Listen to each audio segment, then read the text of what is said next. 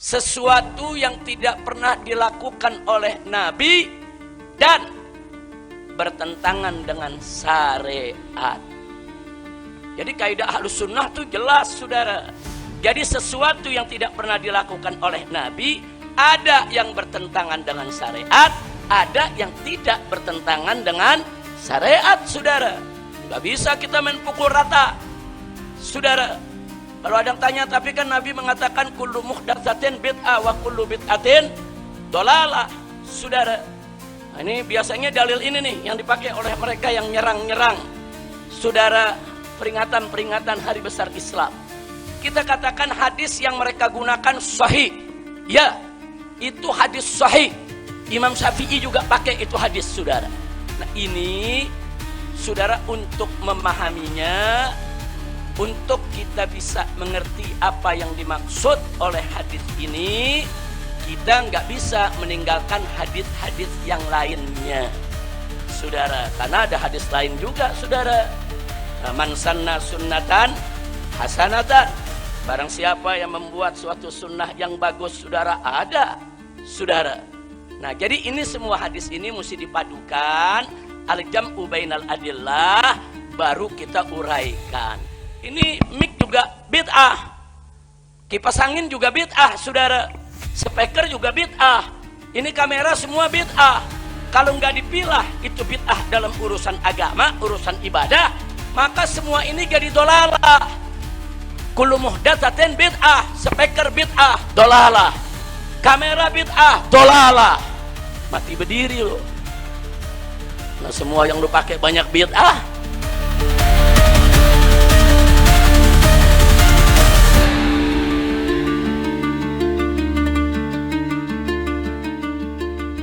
Saudara, baik itu kita merayakan Maulid, begitu juga kita merayakan Isra Mi'raj, atau kita merayakan hari-hari besar Islam yang lainnya, saudara. Semua itu merupakan tradisi yang sangat baik, termasuk kita memperingati perayaan Haul, saudara. Apa itu haul? Haul itu memperingati wafatnya seorang ulama, saudara, atau seorang aulia, untuk kita mengambil iktibar, saudara. Nah, memang kalau bicara tentang peringatan Maulid, kemudian juga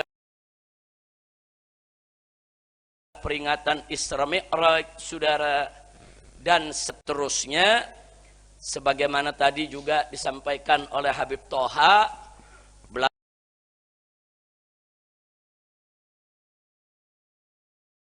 belakangan ini ada yang gencar sekali kalangan Ahlus Sunnah dengan segala amaliyahnya. Bukan hanya soal amaliyah ziarah kubur, bahkan amaliyah kita merayakan Maulid, Isra Mi'raj, Nuzulul Quran, menyambut tahun baru Islam, semuanya mereka kritisi, saudara. Alasan mereka yaitu dengan kata satu, mereka anggap ini perbuatan bid'ah yang tidak pernah dilakukan oleh Nabi alaihi salatu wassalam. Dan yang kedua, mereka memakai kaidah yang tidak pernah ada di kalangan salaf. Nanti saya akan sampaikan kaidah apa itu, saudara. Nah, saya mulai dari persoalan bid'ah, saudara. Bid'ah ini, saudara, dalam pengertian bahasa adalah sesuatu yang baru. Nah, dalam pengertian istilah, bid'ah itu apa-apa yang tidak pernah dilakukan oleh Nabi kita Sayyiduna Muhammad sallallahu alaihi wasallam. Ya, itu makna bid'ah. Tapi Ahlus Sunnah wal Jamaah, wabil khusus Al-Imam Syafi'i radhiyallahu ta'ala anhu, membagi bid'ah menjadi dua, saudara. Yang pertama adalah bid'ah hasanah, yang kedua adalah bid'ah sayyi'ah. Apa itu bid'ah hasanah? Bid'ah hasanah ialah ma lam yaf'al bihin nabiyyu sallallahu alaihi wasallam wa la yukhalifu syariah. Yaitu sesuatu yang tidak pernah dilakukan oleh Nabi alaihi salatu wassalam tapi tidak bertentangan dengan syariat. Jadi kalau ada sesuatu yang baru tidak bertentangan dengan syariat, sesuatu yang Nabi nggak pernah kerjain, tapi hal tersebut tidak bertentangan dengan syariat, maka itu disebut bid'atun hasanah. Lalu kalau bid'ah sayyi'ah atau bid'ah mazmumah, saudara, bid'ah yang jelek, yang buruk, yang tercela, saudara. Nah, bid'ah yang mazmumah adalah malam yaf'al bikin Nabi sallallahu alaihi wasallam wa yukhalifu syariah. Sesuatu yang tidak pernah dilakukan oleh Nabi dan bertentangan dengan syariat. Jadi kaidah Ahlus Sunnah itu jelas, saudara. Jadi sesuatu yang tidak pernah dilakukan oleh Nabi, ada yang bertentangan dengan syariat, ada yang tidak bertentangan dengan syariat, saudara. Nggak bisa kita main pukul rata, saudara. Kalau ada yang tanya, tapi kan Nabi mengatakan kullu muhdatsatin bid'ah wa kullu bid'atin dolalah, saudara. Nah, ini biasanya dalil ini nih yang dipakai oleh mereka yang nyerang-nyerang, saudara, peringatan-peringatan hari besar Islam. Kita katakan hadis yang mereka gunakan sahih, ya, itu hadis sahih. Imam Syafi'i juga pakai itu hadis, saudara. Nah, di situ dikatakan kullu muhdatsatin bid'ah wa kullu bid'atin dolalah, saudara. Setiap yang baru itu bid'ah, saudara. Dan setiap bid'ah itu sesat. Nah, ini saudara, untuk memahaminya, untuk kita bisa mengerti apa yang dimaksud oleh hadis ini, kita nggak bisa meninggalkan hadis-hadis yang lainnya, saudara. Karena ada hadis lain juga, saudara. Man sanna sunnatan hasanatan. Barang siapa yang membuat suatu sunnah yang bagus, saudara, ada, saudara. Nah, jadi ini semua hadis ini mesti dipadukan, al-jam'u bainal adillah, baru kita uraikan. Jadi yang dimaksud kullu muhdatsatin bid'ah, saudara, yaitu segala sesuatu yang tidak pernah dikerjakan oleh Nabi dalam urusan ibadah. Ini kelompok mereka juga sepakat dalam urusan ibadah. Tapi kita tanya kepada mereka, dalil ini ibadah mana? Nabi nggak mengatakan kullu muhdatsatin fil ibadah, nggak ada.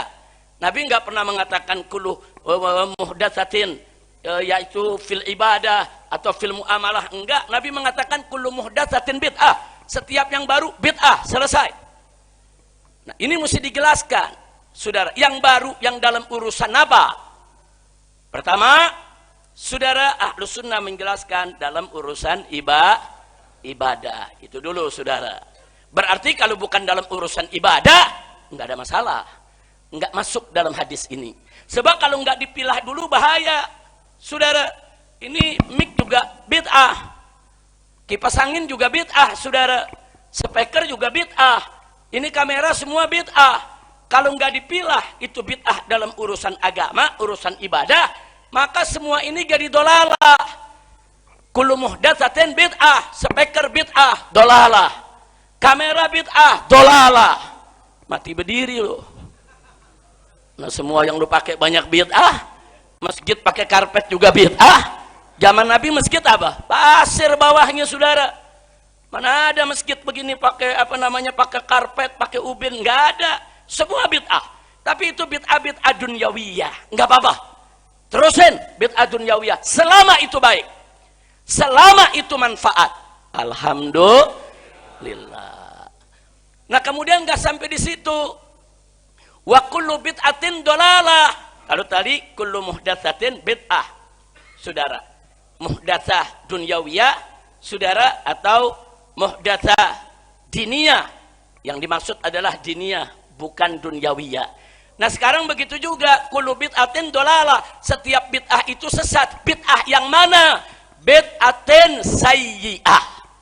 Setiap bid'ah yang sayyi'ah dolalah, sesat. Nah, bid'ah bid'ah yang sayyi'ah yang bagaimana? Yang tadi sudah kita artikan. Malam yang fa'al bikin Nabi sallallahu alaihi wasallam wa yukhalifus syariah. Wa yukhalifus syariah. Sesuatu yang enggak pernah dilakukan oleh Nabi dan bertentangan dengan syariat. Itu bid'ah sayyi'ah. Bid'ah semacam ini dhalalah, sesat. Wa kullu dhalalatin finnar. Kira-kira jelas gak? Jelas gak? Oh, kata Wahabi, ya kita mesti ikut salaf dong. Nah ini yang ngomong Imam Syafi'i. Emang Imam Syafi'i bukan salaf? Emang Imam Syafi'i bukan salaf? Imam Syafi'i salaf, saudara. Lahir tahun 105 Hijrah. Siapa yang nggak tahu Imam Syafi'i, saudara? Imam Abu Hanifah minas salaf. Imam Malik minas salaf. Imam Syafi'i minas salaf. Imam Ahmad ibn Hanbal minas salaf. Nah, jadi kalau kata mereka, kita mesti ikut salaf. Lah ikut Imam Syafi'i bukan salaf. Ya pokoknya bagi dia semua bid'ah, udah pokoknya nggak ada di zaman Nabi semua sesat. Ya kita jawab, muka ente zaman Nabi nggak ada. Berarti muka ente bid'ah juga dong. Iya, muka kita semua bid'ah. Berarti masuk neraka semua dong. Nggak paham ngomongnya. Yang nggak ada di zaman Nabi semua bid'ah. Muka lu zaman Nabi nggak ada. Berarti muka lu bid'ah. Setiap bid'ah sesat, berarti muka lu sesat. Setiap sesat masuk neraka, berarti muka lu di neraka. Na'udzubillah min dalik. Kira-kira jelas gak? Jelas gak? Nah, sekarang mari kita lihat. Di zaman Nabi alaihi salatu wassalam, saudara, tidak ada mushaf Quran. Gak ada, saudara. Zaman Nabi, Al-Quran itu, saudara, fis sudur, bukan fis sutur.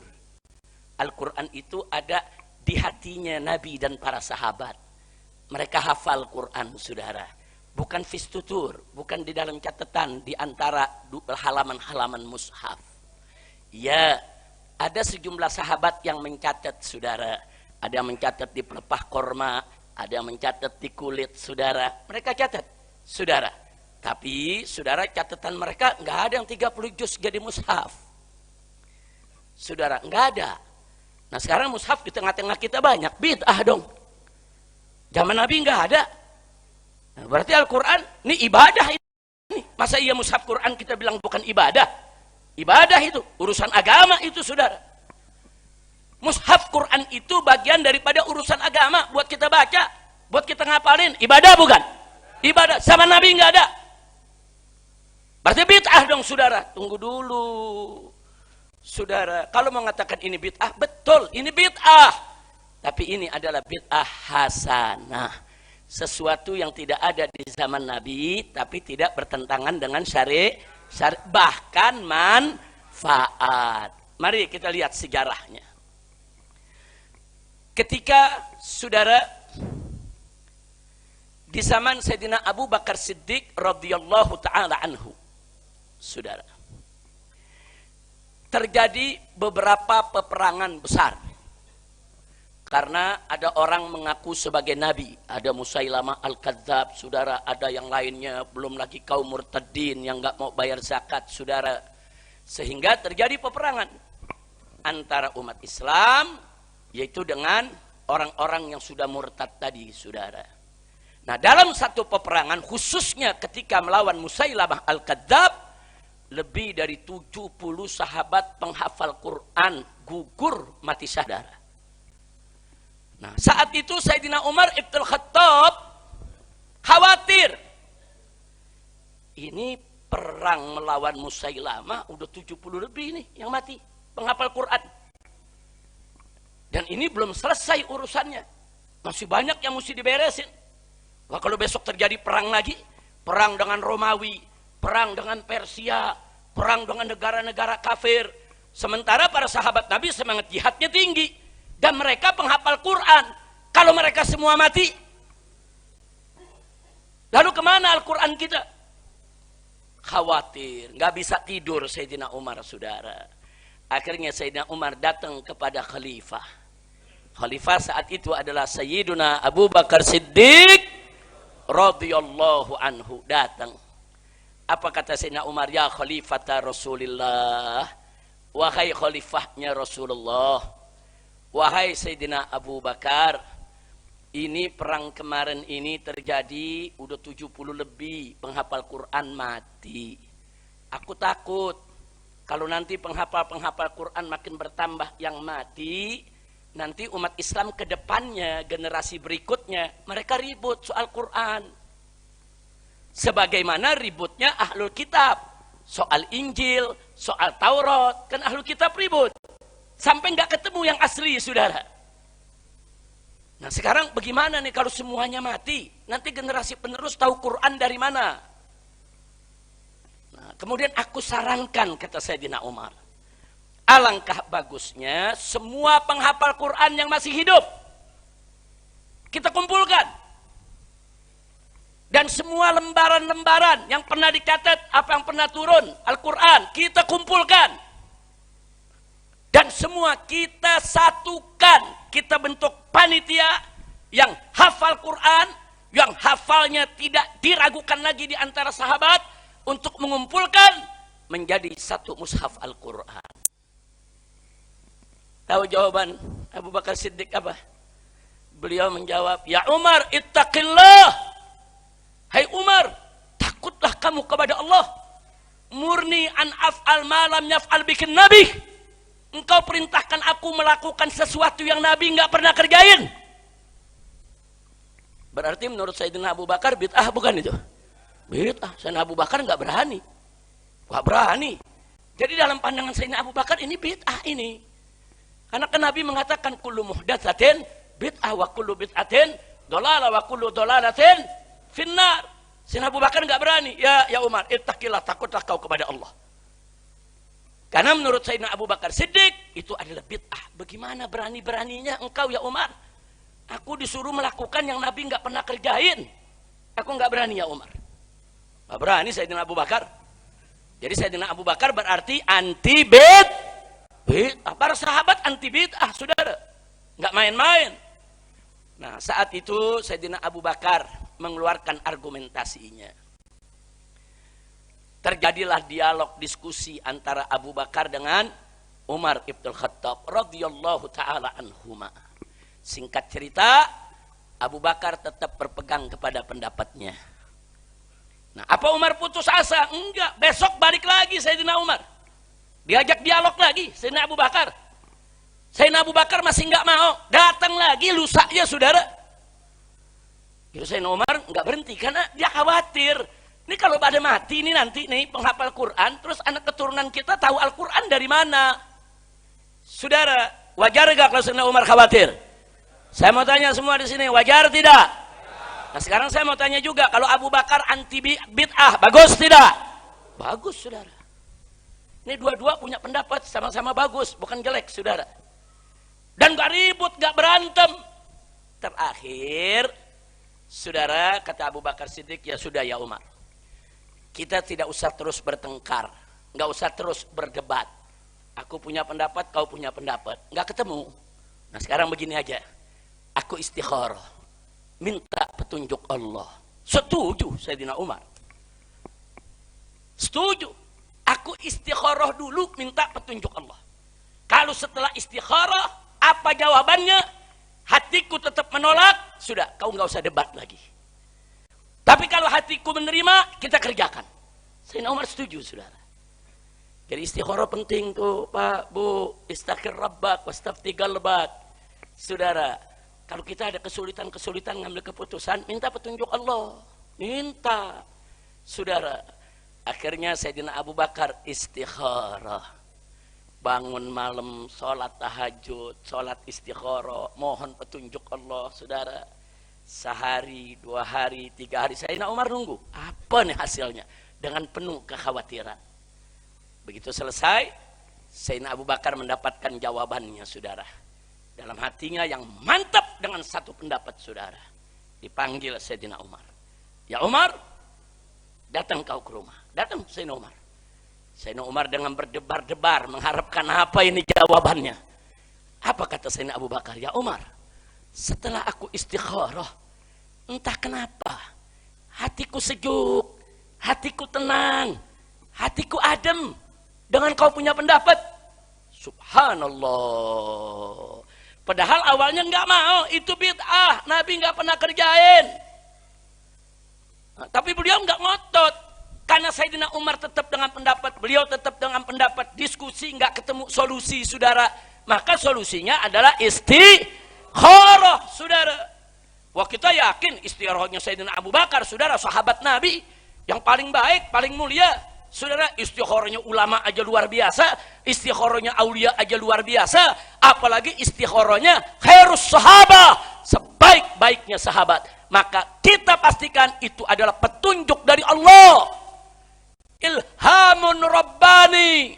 Itu ilham dari Allah yang diberikan kepada Sayyidina Abu Bakar Siddiq, sehingga hatinya tenang.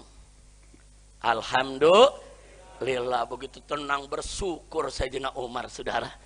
Akhirnya apa? Kata Sayyidina Abu Bakar, kalau gitu sekarang kita kumpulkan. Kita kumpulkan semua para sahabat Nabi, saudara. Nah, kita kumpulkan mereka supaya kita lihat bentuk tim, saudara. Dibentuklah tim. Dibentuk satu tim, saudara, yang isinya sahabat-sahabat Nabi yang hafal Quran. Semua saling koreksi. Yang ini baca Fatihah, ini baca Fatihah, ini baca Fatihah, dikoreksi. Saudara, sampai qiraat-qiraatnya dicatat. Ada yang Maliki Yaumiddin, ada yang Maliki Yaumiddin, ada yang kufuan ahad, ada yang kufwan ahad, ada yang kufuan ahad, ada yang kufuan ahad. Semua dicatat, semua qiraat, saudara. Begitu dicatat, jadi, saudara. Dan yang punya lembaran-lembaran, ditarik itu lembaran semua. Siapa yang punya lembaran? Setor. Disetorkan, saudara. Nah, ada juga yang nyetor ayat-ayat yang sudah mansuh. Termasuk Sayyidina Umar sendiri nyetor ayat, saudara. Ayat zina, saudara. Jadi ada ayat zina, ayat rajam. Dalam Quran nggak ada, saudara. Tapi Sayyidina Umar mengatakan dulu Nabi pernah baca dalam sholat ayat ini. Nah, dikasih tahu sama Zaid yang paling hafal Quran, saudara, sahabat Nabi. Kata Zaid apa? Itu bacaannya sudah mansukhah. Nabi yang kasih tahu kalau itu sudah mansukhah, bacaannya, hukumnya enggak.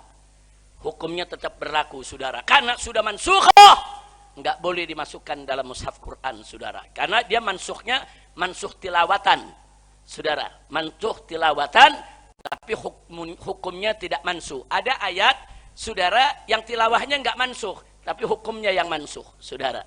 Seperti apa? Seperti ayat wasiat, saudara, untuk kerabat, saudara, untuk ahli waris. Awalnya berlaku, tapi begitu turun ayat waris, ayat wasiat enggak berlaku lagi buat ahli waris. La wasiyata liwaris, saudara. Nah, jadi ada sahabat Nabi yang bernama Zaid, ini paling hafal, dan diangkat menjadi ketua tim. Ada yang bertanya, kenapa beliau yang diangkat jadi ketua tim? Kenapa bukan Sayyidina Utsman yang apal juga? Kenapa bukan Sayyidina Ali yang apal juga? Kenapa bukan Sayyidina Abu Bakar sendiri yang apal juga, saudara? Sebab Zaid ini, saudara, hadir di hari terakhir malaikat Jibril datang kepada Nabi membacakan, saudara, satu persatu surat-surat dalam Al-Quran. Saat itu malaikat Jibril kasih tahu Nabi, ayat ini di sini, ayat ini di sini, ayat ini sudah tidak berlaku, ayat ini begini, surat ini di pertama, surat ini, dan seterusnya. Nah, ketika Nabi mendapatkan arahan dari malaikat Jibril alaihissalam, ketika itu Zaid ada di samping Nabi. Ya, Zaid memang tidak melihat malaikat Jibril, tapi Nabi memerintahkan kepada Zaid, Zaid, catat, catat. Nah, makanya semua dicatat sama Zaid, saudara. Nah, itu 2 kali sebelum Nabi wafat, 2 kali malaikat Jibril datang kepada Nabi, saudara, sehingga Nabi memberi kabar kepada keluarganya, kepada Sayyidah Fatimah, sekiranya aku sudah tidak panjang lagi, sebentar lagi akan kembali kepada Allah. Karena nggak biasa-biasanya Jibril tahun ini 2 kali datang di bulan Ramadan, 2 kali datang untuk menyelesaikan itu, ayat ini di mana, surat ini di mana, saudara. Karena nama surat atau urutan surat, urutan ayat itu bukan ijtihad Nabi, itu bukan amrun taufiqi, tapi itu amrun tauqifi. Allah yang tentukan lewat Jibril. Jibril kasih tahu Nabi, Nabi tugaskan kepada Zaid, catat. Makanya Z jadi ketua panitia. Singkat cerita saudara, akhirnya jadilah mushaf Al-Quran. Satu-satunya mushaf yang dibuat di zaman Sayyiduna Abu Bakar Siddiq radhiyallahu ta'ala anhu. Begitu jadi, dijaga oleh Sayyidina Abu Bakar, saudara. Kira-kira jelas tidak? Paham tidak? Baik. Begitu Sayyidina Abu Bakar meninggal, naiklah Sayyidina Umar sebagai khalifah, saudara. Mushaf tadi diserahkan kepada Sayyidina Umar untuk menjaganya. Nah, di zaman Sayyidina Umar terjadi perang, saudara, dengan Persia, dengan Romawi, perang-perang besar. Kali ini yang ikut perang banyak tabi'in, saudara. Nah, tabi'in ini bukan sahabat Nabi, murid-muridnya para sahabat, saudara. Seorang sahabat Nabi yang bernama Huzaifah tetap ingin ikut perang bersama para tabi'in, saudara. Diizinkan oleh Sayyidina Umar, berangkat beliau ikut perang. Ada kejadian di saat mereka istirahat di perkemahan, saudara. Ini ada mujahidin yang datang dari Yaman, ada mujahidin yang datang dari Mesir, ada mujahidin yang datang dari Bahrain, ada mujahidin yang datang dari Mekah, ada mujahidin memang yang dikirim dari Madinah. Kumpul. Begitu mereka sholat, baca Quran, mereka ribut, saudara. Yang satu baca Maliki Yaumiddin, yang satu baca Maliki Yaumiddin. Dia bilang, ente salah, ente ngelebih-lebihin bacaan. Yang satu lagi, nggak bisa, ente yang salah ngurang-ngurangi bacaan. Bukan ayat itu saja, saudara, banyak ayat Quran mereka berdebat. Yang satu merasa benar, saya diajarkan oleh Ibn Mas'ud. Yang satu lagi mengatakan, saya diajarkan yaitu oleh Ibn Abbas. Ibn Abbas sahabat Nabi, Ibn Mas'ud sahabat Nabi. Ribut, saudara, hampir saja mereka cabut pedang saling bunuh. Ketika itu ada Huzaifah, didamaikan oleh Huzaifah, diterangkan, bacaanmu yang belajar dari Ibn Abbas betul. Memang Al-Quran ini diturunkan ala sab'ati ahruf. Betul bacaan kau. Yang kamu belajar itu dari Ibn Mas'ud, kau baca tadi juga kau betul.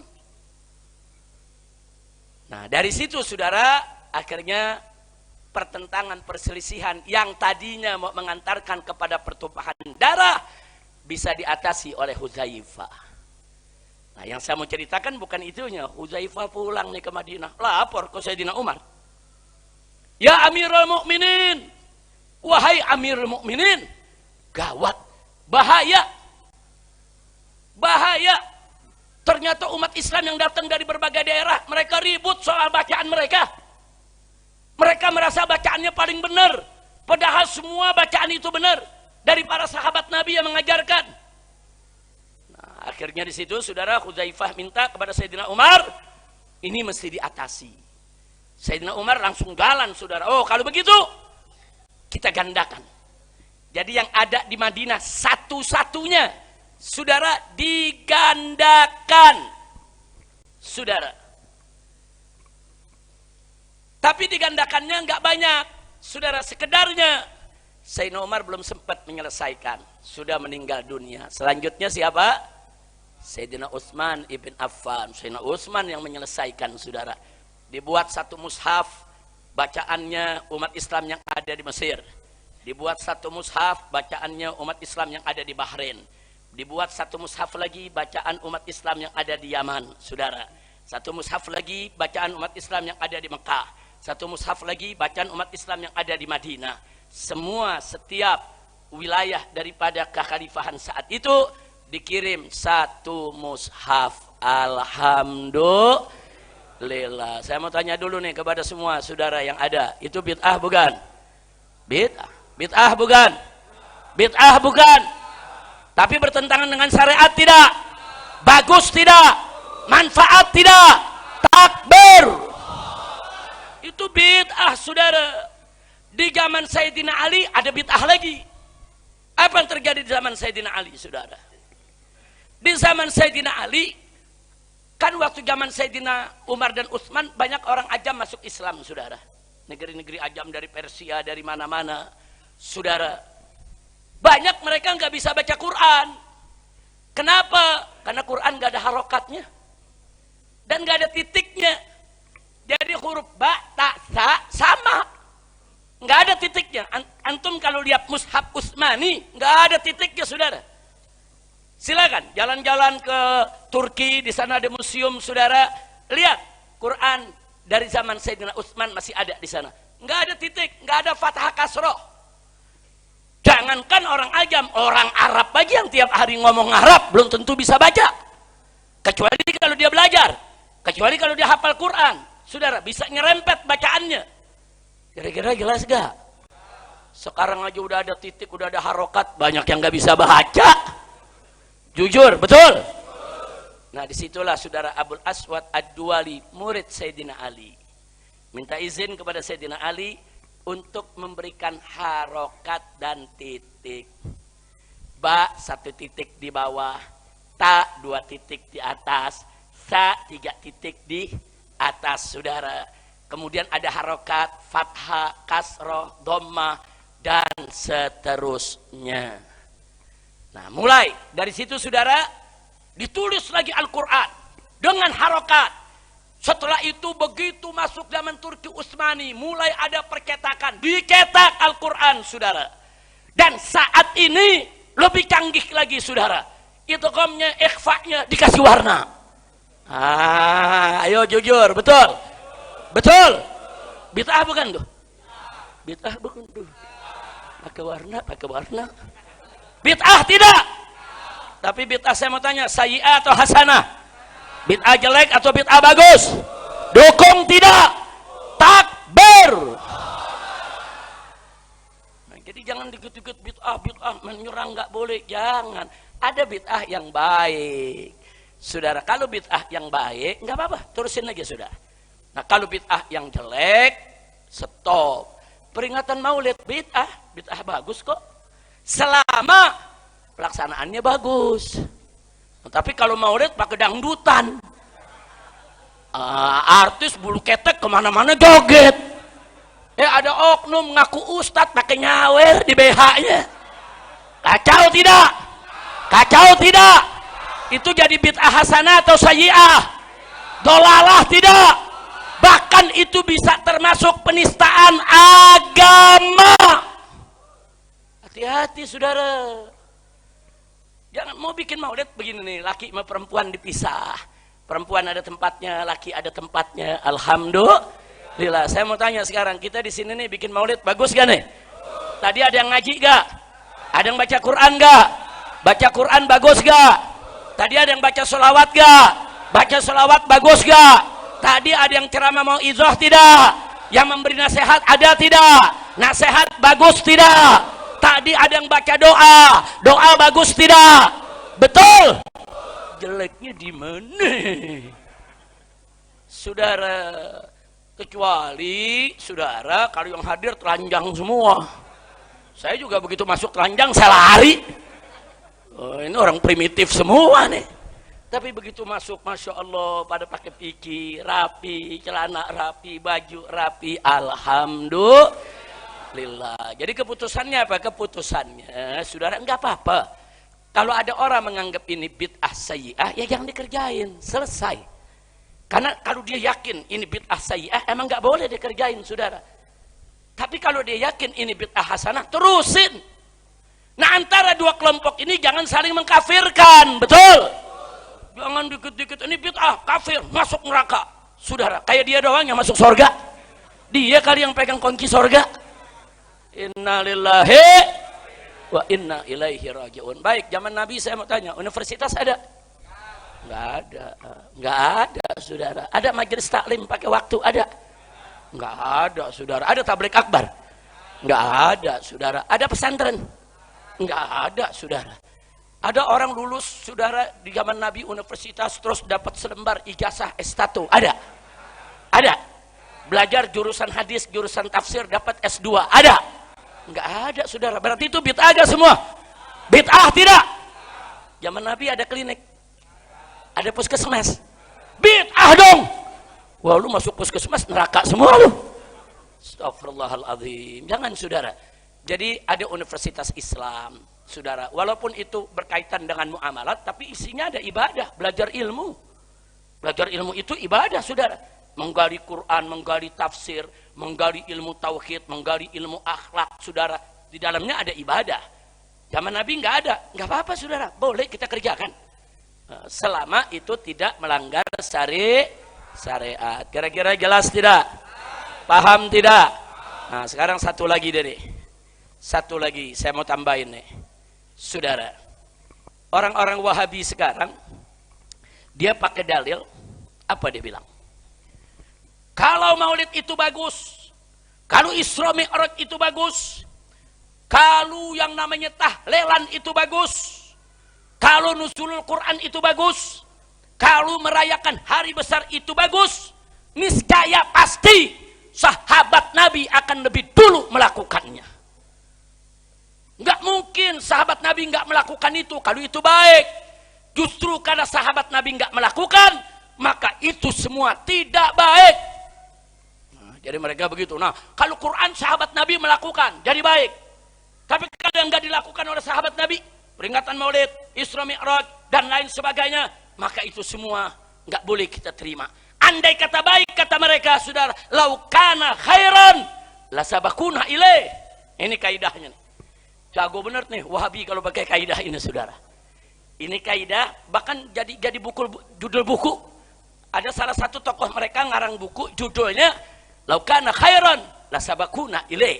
Yang artinya andai kata itu baik, niscaya sahabat pasti mendahului kita untuk mengerjakannya. Sekali ini kaidah di kutubus salaf, enggak ketemu, saudara. Kita cari sahabat mana yang punya kaidah ini, enggak ketemu. Salaf cari tabi'in, enggak ada. Cari tabi'in, enggak ada. Enggak ketemu, saudara. Ini kaidah dari mana? Pertama, tidak ada seorang salaf pun yang mengenal kaidah aneh tersebut. Saya sebutnya kaidah aneh itu, saudara. Yang kedua, kaidah tersebut membatasi kebaikan hanya pada apa yang dilakukan sahabat saja. Ini bahaya, saudara. Jadi menurut mereka, kebaikan itu hanya terbatas sampai zaman sahabat saja. Pokoknya kalau sahabat bilang baik, baik. Kalau sahabat enggak lakukan, enggak baik. Wah, bahaya, saudara. Seolah-olah kebaikan itu, saudara, tidak mungkin keluar dari selain sahabat. Siapa bilang? Ada kebaikan yang keluar dari ulama-ulama salaf kita, saudara. Dari tabi'in, dari tabi'in, dari ulama-ulama, dari muhaddisin, dari mufassirin. Berjutaan kebaikan, saudara, keluar dari mereka, saudara, yang tidak pernah disebut oleh sahabat. Kira-kira paham nggak? Artinya apa? Kebaikan nggak bisa dibatasi cuman hanya dari sahabat. Memang baik. Sahabat itu, saudara, karamatus sahabah sabit, wa hubbus sahabah wajib. Kemuliaan sahabat, saudara, ada dalilnya, kuat, wajib untuk kita hargai. Mencintai sahabat wajib atas setiap muslim. Kita nggak ingkari itu. Kita percaya as-sahabah kulluhum udul. Dalam periwayatan hadis, semua sahabat adil, tidak ada yang berdusta, saudara. Nggak ada Ahlus Sunnah tolak itu semua, saudara. Tapi jangan terus mengatakan kebaikan itu cuma datang dari sahabat. Kalau bukan sahabat nggak baik. Siapa bilang? Nah, jadi laukana khairan lasabakuna ilaih. Andai kata itu baik, sahabat pasti mendahului kita. Siapa bilang? Banyak perkara baik-baik sahabat enggak mendahului kita. Seperti apa? Seperti pendisiplinan ilmu. Ada ilmu nahu, saudara, ada ilmu sorof, ada ilmu i'rab. Saudara, zaman sahabat enggak ada. Saudara, yang susun ulama-ulama kita. Ada ilmu usul fikih yang susun Imam Syafi'i, saudara. Sebelum zaman Imam Syafi'i nggak ada yang namanya ilmu usul fikih, saudara. Nah, ilmu usul fikih saya mau tanya, bagus tidak? Bagus tidak? Penting tidak? Kok sahabat nggak mengeluarkan itu? Nah, jangan laukana khairon. Kalau bagus, niscaya sahabat mendahului kita. Usul fikih bagus, Sahabat tidak mendahului kita, saudara. Kira-kira jelas gak? Nah, belum lagi ilmu-ilmu yang lain, saudara. Ada ilmu tafsir, ada ilmu hadis, ada ilmu al-jarh wa ta'dil, saudara. Itu ilmu ulama yang susun, saudara. Nah, kalau ada yang tanya, Habib, apa di zaman sahabat enggak ada sorof, nahu, i'rab? Saudara, jawabnya ada, tapi dalam bentuk praktek. Mereka langsung bicara sesama mereka. Tapi dalam bentuk ilmu disusun dalam buku, saudara, an-nahu ialah ini, al-i'rab ialah ini, enggak ada. Enggak ada zaman sahabat, saudara. Baru belakangan ilmu itu datang. Berarti di sana banyak kebaikan, saudara, yang dilakukan oleh para tabi'in, tabi'in dan ulama-ulama sesudahnya yang tidak pernah didahului oleh sahabat. Kira-kira jelas tidak? Jelas tidak? Baik, kita lanjutkan lagi, saudara. Jadi saya khawatir kalau membatasi kebaikan itu hanya pada sahabat saja, itu sama juga memaksumkan sahabat, saudara. Saudara, sahabat memang mulia, tapi tidak maksum. Yang maksum itu Nabi kita Muhammad Sallallahu Alaihi Wasallam. Nah sekarang orang-orang Wahabi ini, saudara, begitu marah mengkafirkan Syiah pada saat Syiah mengatakan 12 imamnya maksum. Nah sekarang orang Wahabi dengan kaidah tadi ini juga menganggap ratusan ribu sahabat maksum semuanya. Mustahil. Kira-kira jelas gak? Nah kalau Syiah mengatakan 12 imamnya maksum saja kita tolak, saudara, kita nggak terima, apalagi ini Wahabi, saudara, menganggap para sahabat semuanya sumber kebaikan, nggak mungkin salah. Dan kebaikan hanya sebatas sahabat saja. Selain sahabat nggak melahirkan kebaikan. Ini namanya mengkultus sahabat, saudara. Nggak boleh. Saya mau tanya semua di sini, cinta sahabat wajib tidak? Wajib tidak? Tapi apa boleh mengatakan sahabat maksum? Boleh tidak? Nggak boleh. Yang maksum siapa? Nabi Yuna Muhammad Sallallahu Alaihi Wasallam. Nah akhirnya, saudara, saya penasaran. Kok berani ya Wahabi pakai kaidah laukana khairan la sabakuna ilaih. Kita cari, saudara, ternyata dapat. Dalam sejarah Nabi dulu, orang-orang kafir itu menolak Al-Quran, menolak ajaran Nabi, menolak syariat, saudara. Dan ini Allah ceritakan dalam surat Al-Ahqaf ayat 11. Surat Al-Ahqaf ayat 11. Apa kata Allah? Faqala ta'ala wa qala alladhina kafaru lilladhina amanu law kana khairan ma sabaquna ilaih wa idza lam yahtadu bihi fasayaquluna hadza ifkun qadim. Luar biasa. Apa kata Allah dalam surat Ahqaf ayat 11? Wa qala alladhina kafaru, orang-orang kafir berkata, lilladzina amanu, kepada orang-orang beriman, laukana khairan, andai kata Al-Quran itu baik, andai kata Al-Quran itu bagus, saudara, masabakuna ilaih, maka orang-orang lemah tuh pengikutnya Muhammad nggak mungkin mendahului kami, nggak mungkin mendahului orang-orang tua kami, nggak mungkin. Kalau itu baik, niscaya orang tua kami dan kami pasti mendahului mereka. Mirip gak? Mirip gak? Mirip kaidahnya. Ternyata kaidahnya orang kafir, saudara. Orang kafir, Allah cerita orang kafir ngomong kepada orang beriman, kalau Muhammad tuh bagus, kalau ajarannya bagus, syariat bagus, Quran bagus, nggak mungkin tuh yang namanya Bilal tuh, yang pada budak-budak yang lemah, orang-orang miskin mendahului kita, nggak mungkin. Kita ini bangsawan, orang kaya, orang pinter, orang cerdas. Oh, kalau itu bagus, niscaya kami yang lebih dulu beriman. Nggak mungkin kami tidak beriman. Laukana khairan, kata mereka, masabakuna ilaih, andai kata itu bagus, nggak nantinya orang-orang pengikut Muhammad itu mendahului kami. Nah sekarang diubah nih sama Wahabi. Kata Wahabi, laukana khairan, andai kata Isra Mi'raj itu bagus, tahlil itu bagus, maulid itu bagus, saudara. Andai kata semua itu bagus, saudara, laukana khairan, la sabakuna ilaih, niscaya, saudara, niscaya para sahabat sabakuna akan mendahului kita ilaihi di dalam melakukannya. Saya mau tanya, mirip gak? Mirip gak? Mirip, katanya anti bid'ah, malah bikin kaidah bid'ah, saudara. Ini kaidah super bid'ah nih, bukan bid'ah lagi, super bid'ah. Nah, makanya jangan mau ditipu sama kaidah-kaidah. Mereka pakai kaidah, kita pikir, ini kaidah dari mana nih? Nggak ada. Di salaf nggak ada, di hadis nggak ada. Di Quran orang kafir yang ngomong begitu. Na'udzubillah min dzalik. Kira-kira jelas tidak? Paham tidak? Ini yang saya sampaikan pelajaran nih kalau di universitas nih, ini semester 8. Alhamdulillah di Masjid At-Taubah sejam rapi. Alhamdulillah. Pokoknya keluar dari sini nih semua nih pulang ke rumah. Oh, gelarnya udah sarjana semua.